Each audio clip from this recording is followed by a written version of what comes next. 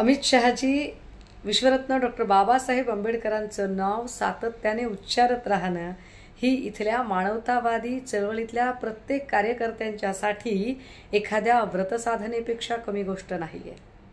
कारण ज्या मनुस्मृतीने इथल्या वंचित, शोषित, पीडित, उपेक्षित, दलित अगदी आपल्यासोबत असणारे आठवले किंवा कवाडे असतील, या सगळ्या लोकांचं आयुष्य जे नरक यातनेपेक्षाही भयंकर होते ते स्वर्गाहून सुंदर केले ते संविधानाच्या साह्याने डॉक्टर बाबासाहेब आंबेडकरांनी। परंतु हे संविधानवादी आणि मानवतावादी लोकांना कळेल, आपल्यासारख्या मनुस्मृतीचा विचार जपणाऱ्या मनुवादी लोकांना कसे कळावे।